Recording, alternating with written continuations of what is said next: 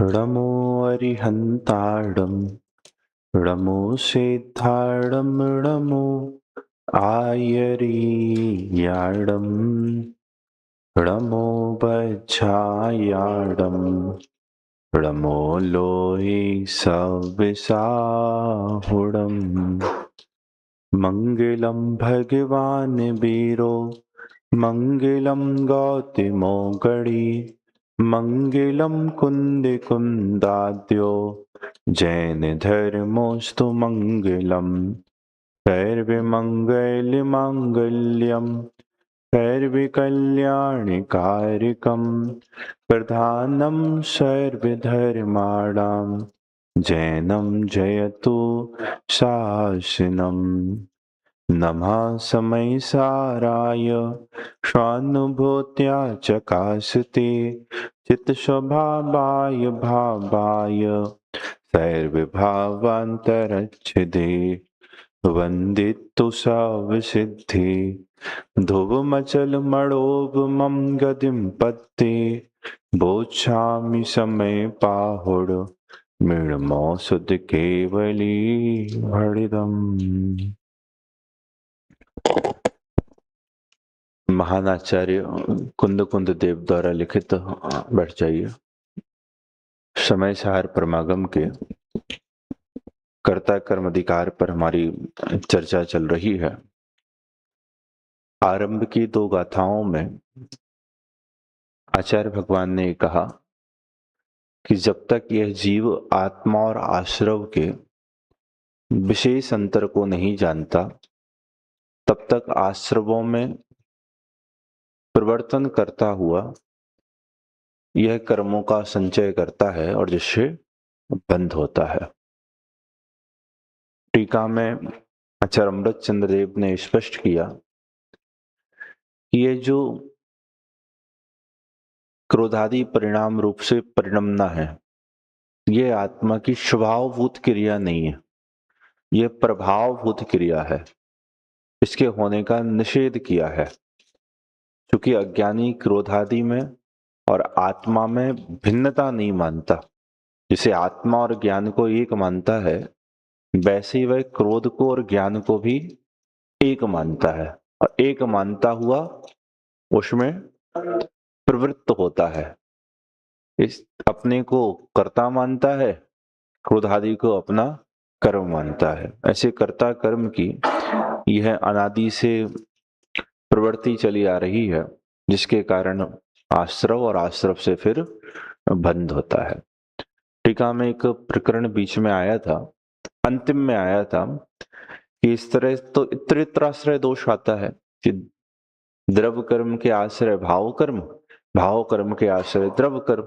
तो आचार्य ने कहा नहीं, क्योंकि जो अनादि से है उसमें इतराश्रय दोष नहीं बनता।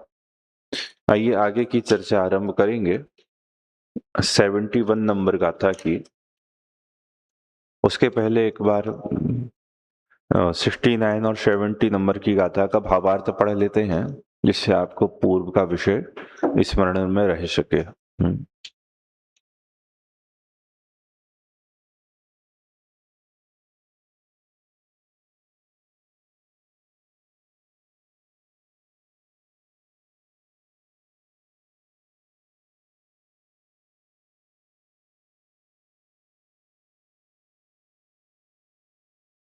यह आत्मा जैसे अपने ज्ञान स्वभाव रूप परिणमित होता है, उसी प्रकार जब तक क्रोधादि रूप भी परिणमित होता है, ज्ञान में और क्रोधादि में भेद नहीं जानता, तब तक उसके कर्ता कर्म की प्रवृत्ति है। क्रोधादि रूप परिणमित होता हुआ वह स्वयं करता है और क्रोधादि उसका कर्म है, और अनादि अज्ञान से तो कर्ता कर्म की प्रवृत्ति है, कर्ता कर्म की प्रवृत्ति से बंध है और उस बंध के निमित्त से अज्ञान है। इस प्रकार अनादि संतान है, इसलिए इसमें इतरेतराश्रय दोष भी नहीं आता। इस प्रकार जब तक आत्मा क्रोधादि कर्म का कर्ता होकर परिणमित होता है, तब तक कर्ता कर्म की प्रवृत्ति है और तब तक कर्म का बंध होता है। तो सहज में एक प्रश्न होता है कि इस तरह से जीव के बंध होता है, इस तरह कर्ता कर्म की प्रवृत्ति प्रवृत्त होती है। तो फिर कर्ता कर्म की प्रवृत्ति का अभाव कैसे होवे? जब ये बतलाया कि इसके कर्ता कर्म की प्रवृत्ति से आश्रव और आश्रव से फिर बंध होता है, तो फिर एक अनादि से यह जो अज्ञानमय कर्ता कर्म की प्रवृत्ति है, इसका निरोध कैसे होवे, इसका निषेध, इसकी निर्वृत्ति कैसे, इसका त्याग कैसे हो? बात समझ में आती है? हाँ जी या ना जी? आप बिना गाथा पढ़े इसका उत्तर कह सकते हैं? आप 71 नंबर की गाथा पढ़े बिना इस प्रश्न का उत्तर कह सकते हैं कि कर्ता कर्म की प्रवृत्ति का निषेध कैसे होगा, उसका अभाव कैसे होगा, उसका त्याग कैसे होगा? इस प्रश्न के उत्तर के लिए आप पूर्व की गाथा में विचार करो कि कर्ता कर्म की प्रवृत्ति होती कैसे थी। वह बंद हो जाए तो निषेध हो जाएगा। हाँ, 3 लोग 4 लोग। हाँ बोलो राज, तुम बोलो पहले।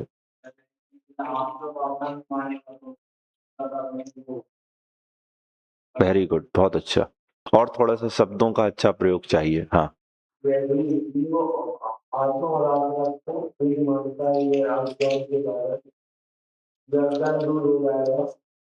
वेरी गुड, ये नास्ती से बढ़िया।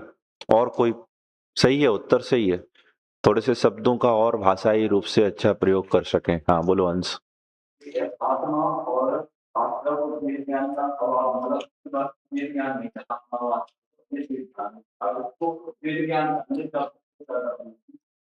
बढ़िया, बोलो अक्षत।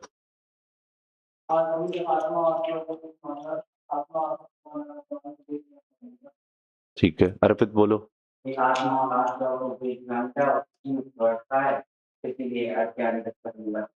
कर्ता कर्म की प्रवृत्ति का कारण क्या था? कि आत्मा और आश्रव के बीच भेद विज्ञान का अभाव। और जब यह जीव आत्मा और आश्रव को भिन्न जान लेगा तो ये आश्रवों में आप रूप प्रवर्तेगा नहीं, और जब आप रूप नहीं प्रवर्तेगा तो कर्ता कर्म की प्रवृत्ति का निषेध हो जाएगा। भाई उनके भेद विज्ञान का अभाव वह कर्ता कर्म की प्रवृत्ति का कारण था, और जब भेद विज्ञान हो जाएगा तो कर्ता कर्म की प्रवृत्ति का भी निषेध हो जाएगा। देखिए, कदाश्य कर्तृकर्म प्रवृत्ति निर्वृत्ति रीति चेत। अब प्रश्न करता है कि इस कर्ता कर्म की प्रवृत्ति का अभाव कब होता है? इसका उत्तर कहते हैं, जय्यायमेण जीवेणा अपणो आशिवाणि अतएव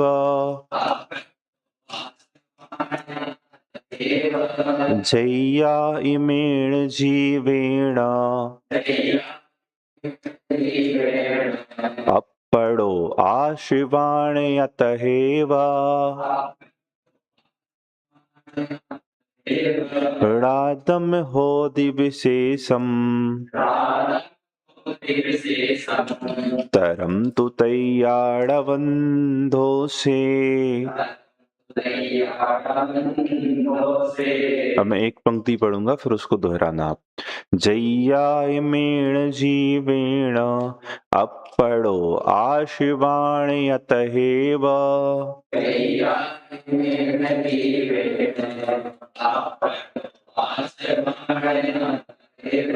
ऋणादम होदि विशेषम तरम तु तैयाड़वंधो से।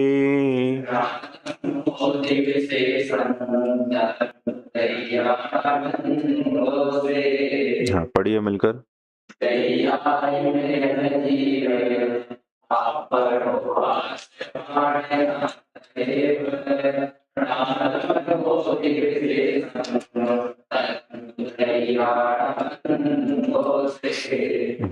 अनुवाद पढ़िए।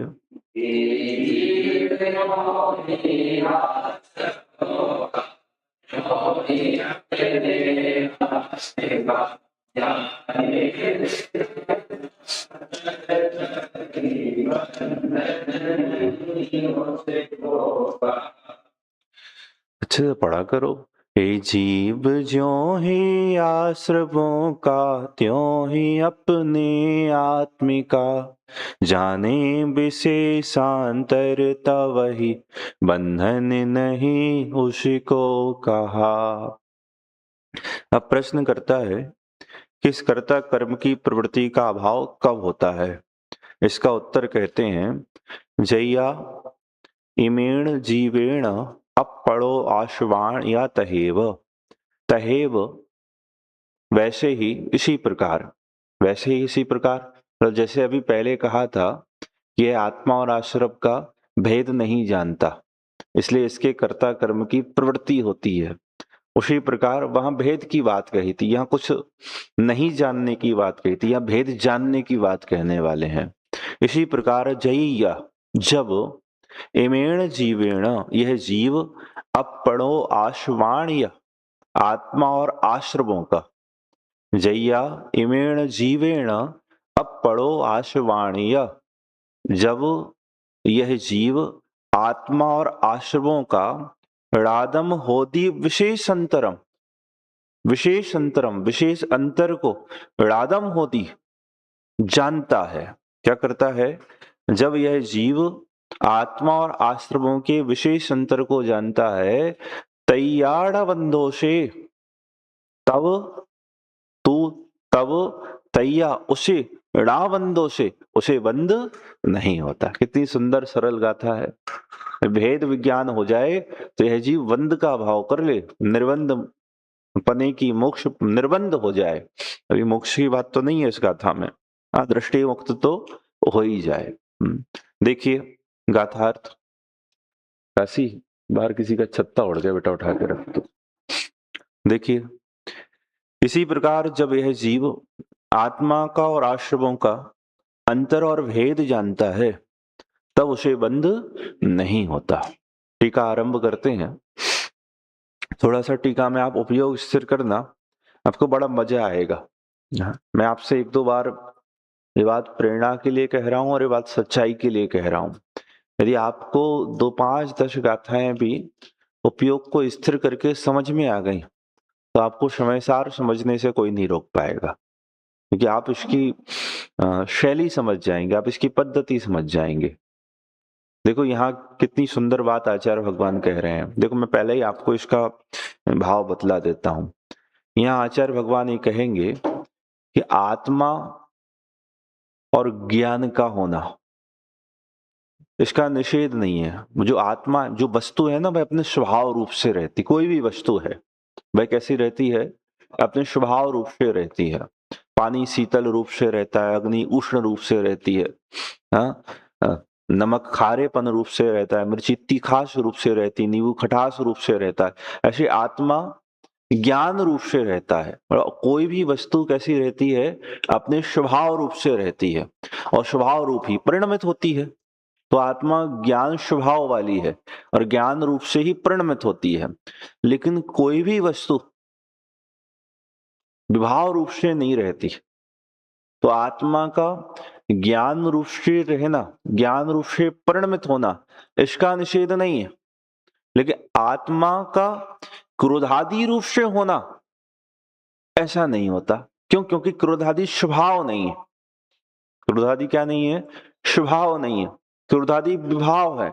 तो आत्मा और ज्ञान रूप से परिणमित होना एक ही बात है, लेकिन आत्मा और क्रोधादि रूप से परिणमित होना एक बात नहीं है। क्योंकि ज्ञान स्वभाव है, क्रोधादि स्वभाव नहीं। जो ऐसा वेद विज्ञान से जानता है, उसके क्या प्रकट होती है कि उसके ज्ञान ज्योति प्रकट होने से कर्ता कर्म संबंधी अज्ञान का अभाव होता है। देखिए टीका, इस जगत में वस्तु है वह स्वभाव मात्र ही है। एक एक शब्द आचार्य अमृत चंद्र देव का अपने आप में बड़े गहरे रहस्य रखता है। इस जगत में वस्तु है वह अपने स्वभाव मात्र ही, कोई भी वस्तु है वह अपने स्वभाव रूप ही है, इसके अलावा और कुछ नहीं है। मात्र लिखा ना, मात्र, इसका अलावा, मात्र का मतलब क्या है, वह यही है, इसके अलावा और कुछ नहीं। कोई भी वस्तु है वह मात्र स्वभाव रूप है, मात्र स्वभाव रूप है, स्वभाव के अलावा और कुछ नहीं है। हाँ कैसे?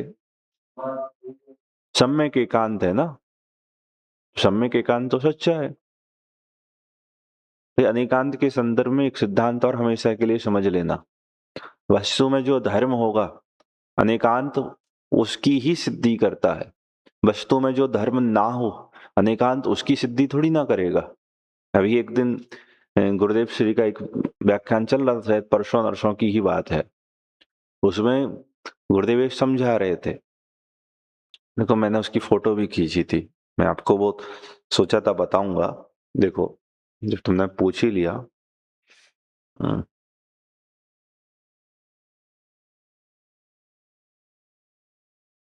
शायद परसों का ही होगा व्याख्यान, या एक आध दिन और पुराना होगा।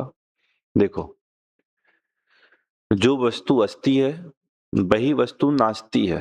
अस्ति नास्ती होती है वस्तु, अपनी अपेक्षा से अस्ति है और पर की अपेक्षा से नास्ती, ऐसा उसका अपना धर्म है। समझ में आया? परंतु किसे फुर्सत है इसमें? यह पहला सिद्धांत अस्ति से ही उठाया है। विरोध क्या है कि अस्ति है वह नहीं।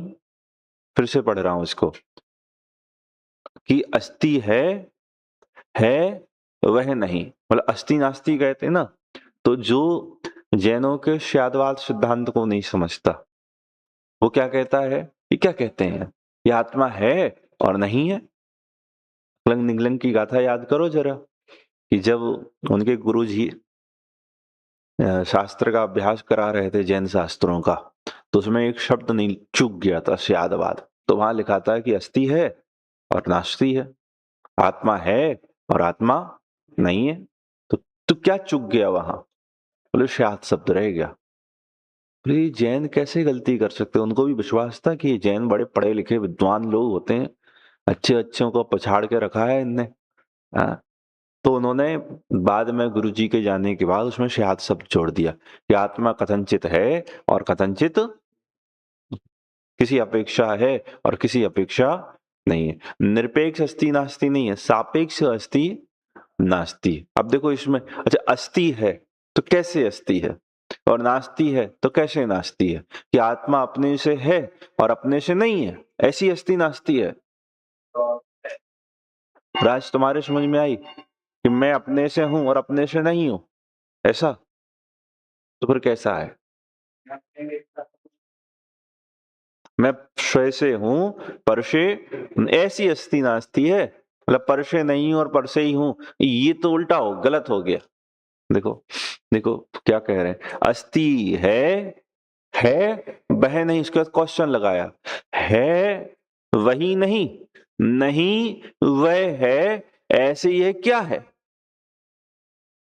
वह नहीं वह है, कि हाँ है वह नहीं, इसका विरोध यहां दूर करते हैं। वहां छंद क्या था कि जो स्यादवाद है वह समस्त विरोध का नाश करने वाला है। कौन सा छंद याद है किसी को? हाँ क्या है? तो एकाध पंक्ति, परमागमश जीवम निषिद्ध जात्यंतर सिंदुर विधानम सकल नय विलसितानम विरोध हाँ, जो समस्त विरोध का नाश करने वाली है, ऐसी अनेकांत को मैं नमस्कार करता। तो विरोध क्या है? विरोध क्या है?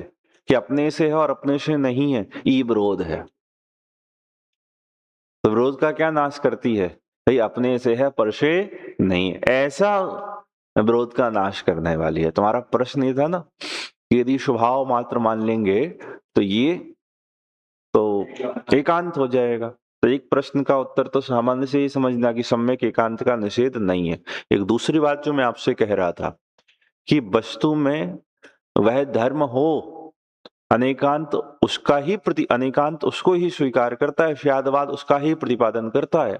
जो नहीं है उसको अनेकांत थोड़ी ना स्वीकार करता। मतलब जैसे समझ लो शक्कर में चेतना नहीं है और आप कहो कि शक्कर में सर्वथा चेतना नहीं है, तो सही है। शक्कर में सर्वथा चेतना कहाँ है? सर्वथा मतलब है कहाँ चेतना शक्कर में? तो बात तो सही हो गई ना? नहीं है बात समझ में? तो ये एकांत हो गया, एकांत नहीं, ये सम्यक एकांत है, ये सत्य है, इसका निषेध नहीं है। ऐसा जरूर कह सकते हो यदि कहो तो कि उसके सर्वथा अचेतनत्व है, सर्वथा उसके अचेतनत्व है और चेतनत्व का सर्वथा निषेध है। इसका सर्वथा निषेध है चेतनत्व का, उसके सर्वथा, क्योंकि उसके चेतनत्व है कहां। बात ख्याल में आई। तो इसका ये कहना है कि स्वभाव मात्र कहने से तो एकांत हो जाएगा, एकांत नहीं होगा, वस्तु का स्वभाव ही ये है, वस्तु का स्वभाव ही स्वभाव मात्र है, विभाव रूप नहीं ही है। ऐसा लगाओ फिर लगाना है तो, यदि आपको लगाना ही है तो स्वभाव मात्र है, विभाव रूप नहीं है। एक बात। दूसरी बात समझना, यहां सापेक्ष कथन कर रहे हैं, वस्तु में विभाव भी तो है, वस्तु में विभाव भी तो है, विभाव रूप परिणमन भी तो वस्तु में ही है, वस्तु का ही है।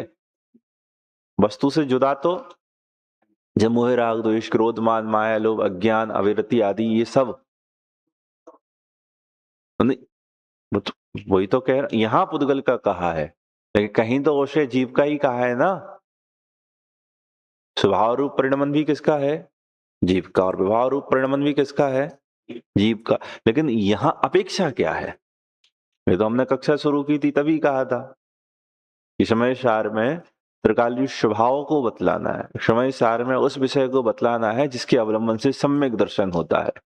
यदि विभाव को वस्तु में शामिल कर लेंगे तो वह सम्यक दर्शन रुक जाएगा, इसलिए यहां उस अपेक्षा से कह रहे हैं। बात पकड़ में आई। ये सम्यक दर्शन किस अपेक्षा से प्रकट होगा, सम्यक दर्शन का विषय क्या बनेगा, तो ऐसी वस्तु व्यवस्था का प्रतिपादन यहां होगा। तो उस एकांत को यहां कहेंगे कि जो सम्यक दर्शन का, जो सम्यक एकांत सम्यक दर्शन का विषय बनता है, जिसे श्रद्धा सम्यक समीचीन होती है, जैसे मिथ्यात्व का अभाव होकर संसार कटता है, उस विषय को यहां बतलाएंगे। यहां ज्ञान के विषय को बतलाना उद्देश्य नहीं। तो दोनों तीनों उत्तर ख्याल में आए आपको। एक तो यह सम्यक एकांत रूप है, सापेक्ष कथन कर रहा है, इसलिए यह मिथ्या नहीं है। दूसरी बात, वस्तु तरीके विचार करो कि वस्तु में है कहां विभाव, वस्तु में विभाव कहां है, विभाव रूप से वस्तु कहां परिणमित होती है, और यहां तो विभाव रूप से ये उस वस्तु का प्रतिपादन हो रहा है जो स्वभाव रूप से परिणमित होती है, यह उस वस्तु का प्रतिपादन हो रहा है जिसमें विभाव रूप परिणाम नहीं होता है, उस अपेक्षा से कथन कर रहे हैं। जब उस वस्तु का प्रतिपादन होगा जिसमें विभाव और विभाव रूप से परिणमन होता, वो बात अलग होगी। यहां तो सम्यक दर्शन श्रद्धा का विषय बतलाना है, यहाँ कर्ता कर्म की प्रवृत्ति का निषेध करना उद्देश्य है, वो अभाव कैसे होगा ये बतलाना है। तो क्या कह रहे हैं, इस जगत में वस्तु है वह अपने स्वभाव मात्र ही है, स्वभाव मात्र ही मतलब वस्तु है वह स्वभाव है, स्वभाव रूप ही है, इसके अलावा वस्तु और कुछ नहीं है, स्वभाव के अलावा वस्तु कुछ और नहीं है। और स्वयं का भवन होना, स्वयं का भवन वह स्वभाव है, अर्थात अपना जो होना, परिणमना शो स्वभाव है, मतलब मैं जो हूं उस रूप से परिणमना उसका नाम क्या है, ये स्वभाव है। इसलिए निश्चय से ज्ञान का होना परिणमना शो आत्मा है, और क्रोधादि का होना परिणमना शो क्रोधादि है। वस्तु स्वभाव मात्र है, स्वभाव क्या है, स्वयं रूप से होना, स्वयं रूप से होना क्या है कि ज्ञान रूप से परिणमना, और ज्ञान रूप से परिणमना स्वभाव है, तो वस्तु क्या है, इस स्वभाव मात्र है, तो ज्ञान रूप से परिणमना क्या हुआ कि आत्मा हुआ। पकड़ में आई बात। फिर से बोलूं, इस बात को दोहराऊं अपनी, क्या कह रहे हैं, स्वभाव, स्वभाव क्या है कि स्वयं रूप से होना, स्वयं रूप से होना मतलब, स्वयं रूप से होना मतलब अपने रूप से परिणमना, तो अपने रूप से परिणमना क्या है हमारा, ज्ञान रूप से परिणमना। यहां क्या कहा था, स्वभाव मात्र वस्तु है, तो ज्ञान रूप से परिणमना यह क्या हुआ, ये आत्मा हुआ, तो ज्ञान रूप से परिणमना ये आत्मा है। आत्मा कौन है, ये जो ज्ञान रूप से परिणाम से परिणमित होती है वो आत्मा है, और क्रोधादि रूप से परिणमना वो क्रोधादि है। क्रोधादि यहाँ अभी इस प्रकरण में ना क्रोधादि को अभी तक थोड़ा सा जरूर पहले लिखा था कि प्रभाव भूत है, लिखा था ना प्रभाव भूत है। अभी तक जड़ पुद्गल अजीव ये नहीं कह रहे हैं, उसे अभी आश्रव तत्व ही कह के चल रहे हैं। उसके तर्क अभी आगे आएंगे, अभी आचार्य भगवान ने वो तर्क खोलने शुरू नहीं किए हैं। अभी आचार्य देव ने ये जड़ क्यों है, ये अजीब क्यों है, ये है, ये तर्क अभी नहीं कह रहे। भाई कितने तत्व होते हैं, विषाद तत्व होते हैं। तो आश्रव और बंध तत्व ये भिन्न तत्व है ना। आश्रव और बंध तत्व क्या है, ये भिन्न। तो आश्रव बंध क्या है कि आश्रव बंध है, आत्मा नहीं है। यहां संबर निजरा तत्व को आत्म तत्व कह रहे हैं। यहाँ किसको, शंबर तत्व को, निर्जरा तत्व को, मोक्ष तत्व को आत्म तत्व कह रहे हैं। आश्रव बंध तत्व को आत्म तत्व नहीं कह रहे। तो क्या कह रहे हैं, क्रोधादि क्या है कि क्रोधादि है। क्रोधादि क्या है कि क्रोधादि है। देखो ये जो मूल में आचार्य देव ने ये बात कही ना कि जब यह जीव आत्मा और आश्रव के विशेष अंतर को जान ले तब यह जीव क्या होता है, कर्ता कर्म की प्रवृत्ति का अभाव होता है। ये कहा था जब यह जीव आत्मा और आश्रव के भेद को जान ले तब उसे बंध नहीं होता है, क्योंकि बंध का कारण कर्ता कर्म की प्रवृत्ति थी। तो कर्ता कर्म की प्रवृत्ति का अभाव होने से बंध का अभाव सिद्ध होता है। तो इनमें भेद जानने का मतलब क्या है, क्या इनमें भेद है भी, तो बतला रहे ना कि भेद क्या है। भेद जानने की बात कही तो भेद तो बतलाओ। तो आत्मा कौन है कि जो ज्ञान भवन रूप से हो, जो ज्ञान रूप से परिणमित हो, और क्रोधादि क्या है कि जो क्रोधादि रूप से परिणमित हो। तो दोनों अलग हो गए ना, आत्मा अलग चीज हो गई और क्रोधादि अलग चीज हो गई, क्योंकि आत्मा ज्ञान रूप से परिणमित होता है और क्रोधादि रूप से परिणमित होते हैं। देखो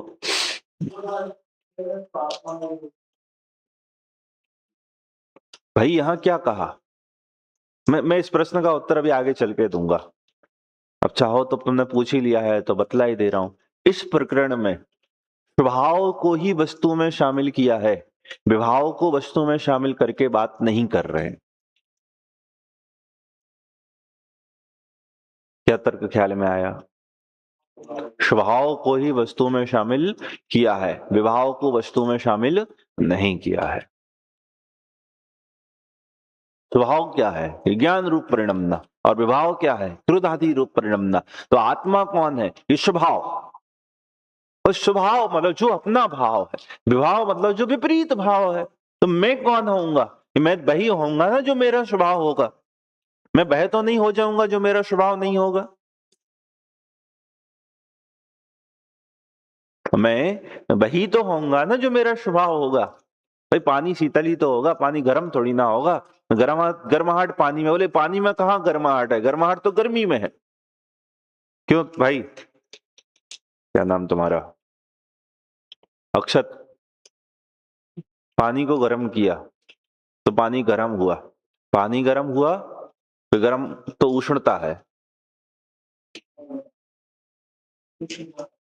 अभी भी बात समझ में नहीं आई। बात तो तुम सही कह रहे हो, लेकिन अभी भाव वासना नहीं हुई। आपने दूध में शक्कर घोली, दूध मीठा हुआ क्या शक्कर मीठी है? पानी में शक्कर घोलने पर दूध मीठा है क्या शक्कर मीठी है? अब सॉरी, अब इतना मत पकड़ो यार, पानी है क्या दूध है, तुम दूध में घोल लेना, पानी में घोल लेना। हाँ ठीक है भाई, पानी में शक्कर घोली तो पानी मीठा है क्या शक्कर मीठी है? और पीते हो उसको क्या लगता है, शक्कर क्या पानी? तो क्या पानी मीठा हो गया? पानी क्या है, शीतल।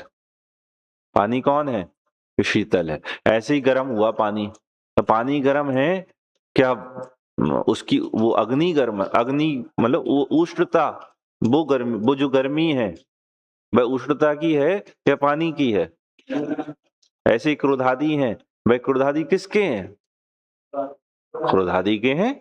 आत्मा के कहाँ है, भाई आत्मा में कहाँ हुए हैं, क्योंकि स्वभाव मात्र वस्तु होती है। विभाव रूप तो वस्तु कोई होती ही नहीं है। बात समझ में आती है? देखो क्या कह रहे हैं, इस जगत में वस्तु है वह अपने स्वभाव मात्र ही है, और स्वयं का भवन वह स्वभाव है, अर्थात अपना जो होना परिणमना तो स्वभाव है। इसलिए निश्चय से ज्ञान का होना परिणमना शो आत्मा है, और क्रोधादि का होना परिणमना शो क्रोधादि है, तथा ज्ञान का जो होना परिणमना है सो क्रोधादि का भी होना परिणमना नहीं है। क्योंकि ज्ञान के होते समय तर्क सुनना, क्यों नहीं है? क्योंकि ज्ञान के होते समय जैसे ज्ञान का होता हुआ मालूम पड़ता है, उसी प्रकार क्रोधादि भी होते हुए मालूम नहीं पड़ते। और क्रोधादि का जो होना परिणमना है वह ज्ञान का भी होना परिणमना नहीं है, क्योंकि क्रोधादि के होने के परिणमने के समय जैसे क्रोधादि होते हुए मालूम पड़ते हैं, वैसे ज्ञान भी होता हुआ मालूम नहीं पड़ता।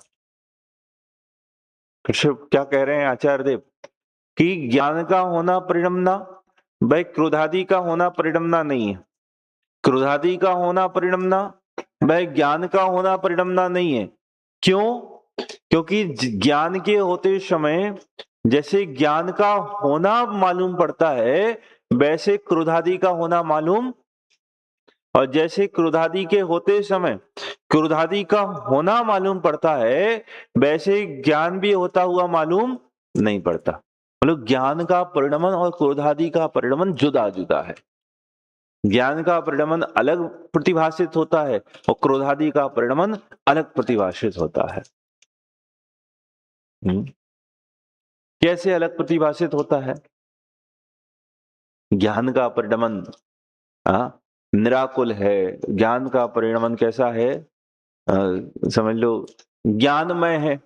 क्रोधादि का परिणमन ज्ञानता से रहित है, अचेतनमय है। ज्ञान सुपर प्रकाशी है, क्रोधादि सुपर प्रकाशी नहीं है। ज्ञान का परिणमना निराकुल है और क्रोधादि का परिणमना आकुल है।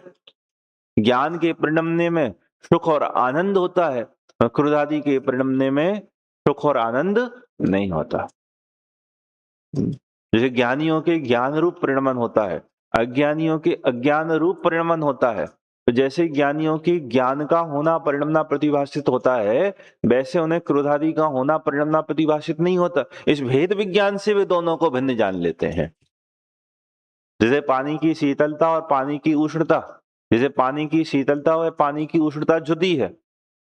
जिस समय पानी शीतलता रूप से परिणमित होता है वैसा उष्ण रूप से परिणमित नहीं होता, और जैसा उष्ण रूप से परिणमित होता है वैसा शीतल रूप से परिणमित नहीं होता। इससे यह बात सिद्ध होती है कि शीतलता रूप से परिणमना अलग है और उष्णता रूप से परिणमना अलग है। क्यों? क्योंकि दोनों भिन्न मालूम पड़ते हैं। दोनों कैसे मालूम पड़ते हैं? कि भिन्न मालूम पड़ते हैं। ध्यान रखना, तुम कह रहे थे ना क्रोधादि नहीं होते, उसका निषेध थोड़ी ना कर रहे हैं। क्रोधादि तो होते हैं, लेकिन क्रोधादि का होना वो आत्मा नहीं है। क्योंकि आत्मा का जो परिणाम ज्ञान है वह क्रोधादि से भिन्न प्रतिभाषित होता है, और क्रोधादि रूप जो परिणाम है वह आत्मा के ज्ञान रूप परिणाम से भिन्न प्रतिभाषित होता है। पकड़ में आ रही है बात सबके? पीछे अंश देखो क्या लिखते हैं, इस पंक्ति को फिर से देखना। ज्ञान के होते समय जैसे ज्ञान होता हुआ मालूम पड़ता है, उसी प्रकार क्रोधादि भी होते हुए मालूम नहीं पड़ते। और क्रोधादि का जो होना परिणमना है वह ज्ञान का भी होना परिणमना नहीं है। ऊपर से लेना था। ज्ञान का जो होना परिणमना है सो क्रोधादि का भी होना परिणमना नहीं है। क्योंकि ज्ञान के होते समय जैसे ज्ञान होता हुआ मालूम पड़ता है, उसी प्रकार क्रोधादि भी होते हुए मालूम नहीं पड़ते। और क्रोधादि का जो होना परिणमना है वह ज्ञान का भी होना परिणमना नहीं है। क्योंकि क्रोधादि के होने के समय जैसे क्रोधादि होते हुए मालूम पड़ते हैं, वैसे ज्ञान भी होता हुआ मालूम नहीं पड़ता। इस प्रकार क्रोधादि और आत्मा के निश्चय से एक वस्तुत्व नहीं। ज्ञान के परिणमने में क्रोधादि का परिणमन होता, क्रोधादि के परिणमने में ज्ञान का परिणमन होता, दोनों का एक ही स्वाद, एक ही अनुभव होता तो मान लेते, लेकिन दोनों अलग अलग अनुभव में आते हैं ना, हमारे और आपके नहीं आते। तो आपके नहीं आते तो क्या हुआ, आप तो अज्ञानी हो।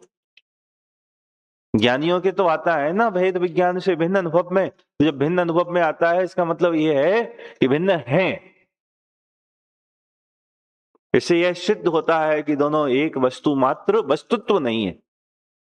क्रोधादि और ज्ञान यह दोनों एक वस्तु, क्रोधादि और आत्मा यह दोनों एक नहीं है।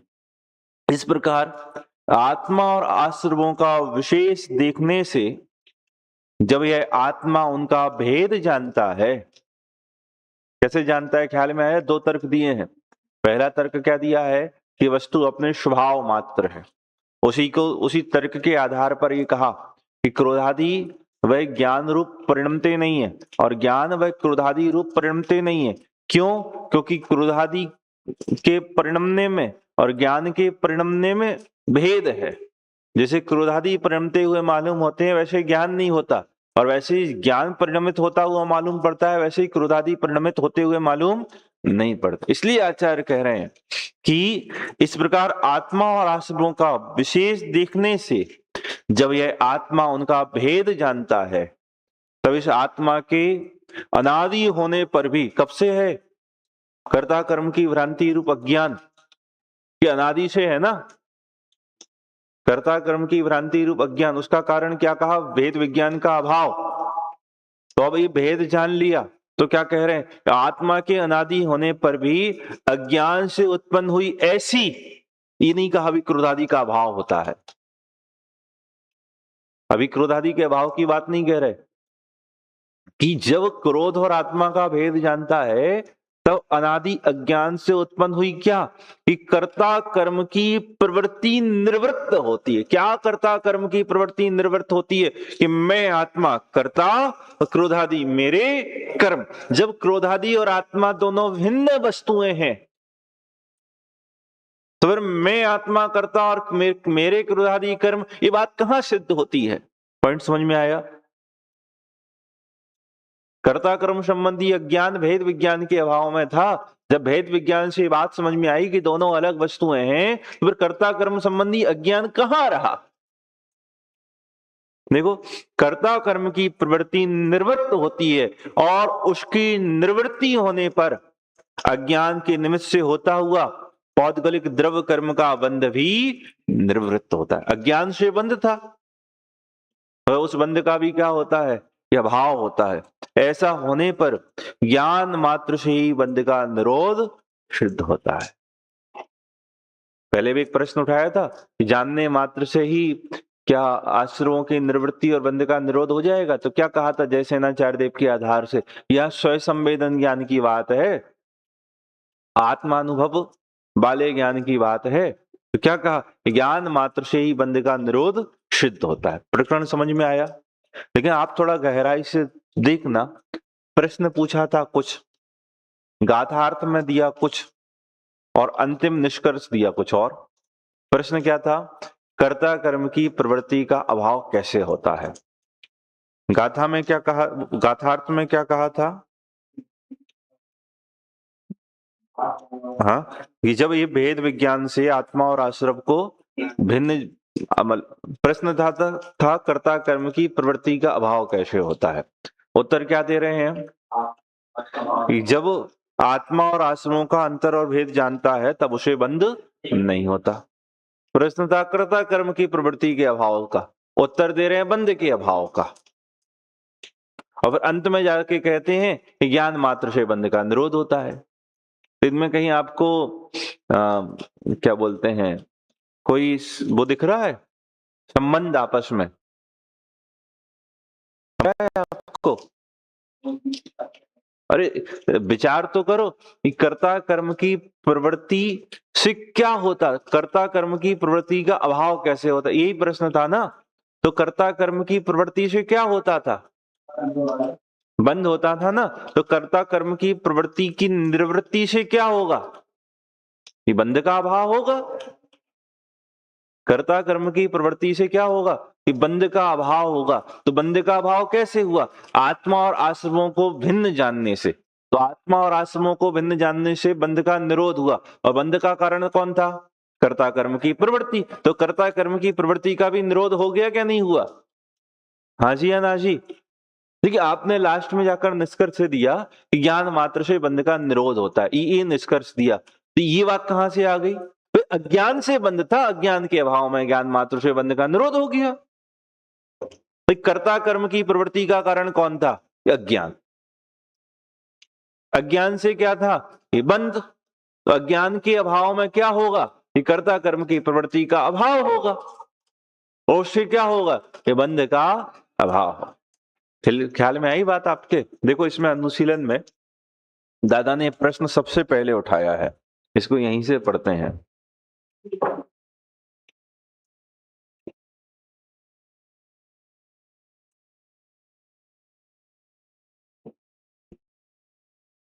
पेज नंबर 14 पर देखो, गाथार्थ के नीचे देखो, उत्थानिका में तो प्रश्न किया गया था कि कर्ता कर्म की प्रवृत्ति की निवृत्ति कब होती है, और गाथा में उत्तर दिया जा रहा है कि जब यह जीव आत्मा और आश्रमों में भेद जानता है तब उसे बंध नहीं होता। तथा आत्मख्याति टीका के अंत में निष्कर्ष निकालेंगे कि ऐसा होने पर ज्ञान मात्र से ही बंध का निरोध सिद्ध होता है। स्थूल दृष्टि से देखने पर ऐसा लगता है कि उत्थानिका के प्रश्न, गाथा के उत्तर और टीका के निष्कर्ष में कोई संगति नहीं है, पर जब गहराई में जाकर विचार करते हैं तो सब कुछ स्पष्ट हो जाता है। यद्यपि देहादि पर और क्रोधादि आश्रव भावों में एकत्व बुद्धि, ममत्व बुद्धि भी अज्ञान ही है, तथापि यहाँ कर्ता कर्म अधिकार होने से, कर्ता कर्म का प्रकरण होने से क्रोधादि आश्रव भावों में कर्तृत्व को ही अज्ञान कहा जा रहा है। आत्मा, कर्ता और क्रोधादि आश्रव भाव कर्म, इस प्रकार की मान्यता का नाम ही यहाँ कर्ता कर्म की प्रवृत्ति है। तो कर्ता कर्म संबंधी जो प्रवृत्ति है वही तो अज्ञान है। प्रश्न क्या था? कर्ता कर्म की प्रवृत्ति का अभाव, एक्चुअल में अज्ञान का अभाव, वही तो अज्ञान है। कर्ता कर्म की प्रवृत्ति, यही तो अज्ञान भाव है। कर्ता कर्म की प्रवृत्ति है और इसे ही अज्ञान कहते हैं। तथा यही बंध का मूल कारण भी है। अतः यह स्पष्ट ही है कि यह कर्ता कर्म संबंधी अज्ञान ही बंध का कारण है, और इस अज्ञान के अभाव होने पर कर्ता कर्म की प्रवृत्ति की निवृत्ति भी हो जाती है और बंध का निरोध भी हो जाता है। अतः कर्ता कर्म संबंधी अज्ञान के निरोध से, अर्थात ज्ञान मात्र से बंध का निरोध सहज ही सिद्ध हो जाता है। बात समझ में आई? हाँ जी या ना जी? तो अज्ञान के अभाव में अज्ञान से होने वाला बंध का भी निरोध हो जाता है। तो अज्ञान क्या था? कर्ता कर्म की प्रवृत्ति, उसे बंध होता था, और जब अज्ञान का अभाव होगा तो बंध का निरोध होगा। तो ज्ञान के होने पर ही तो हुआ ना बंध का निरोध। तो तीनों आपस में एक ही हो गए। कर्ता कर्म की प्रवृत्ति कहो, अज्ञान की निवृत्ति कहो। कर्ता कर्म की प्रवृत्ति के अभाव में क्या होता है कि बंध का निरोध, तो अज्ञान के अभाव में क्या होता है कि बंध का निरोध। तो कर्ता कर्म की प्रवृत्ति में के अभाव में ज्ञान हुआ, अज्ञान की प्रवृत्ति के अभाव में ज्ञान हुआ, तो उस ज्ञान से ही तो बंध का निरोध सिद्ध हो गया ना। तो ज्ञान मात्र से बंध का निरोध होता है। ये बात यहाँ पर आचार्य देव ने सिद्ध की है। विशेष चर्चा इसके संदर्भ में अभी और करेंगे। अभी विराम लेते हैं।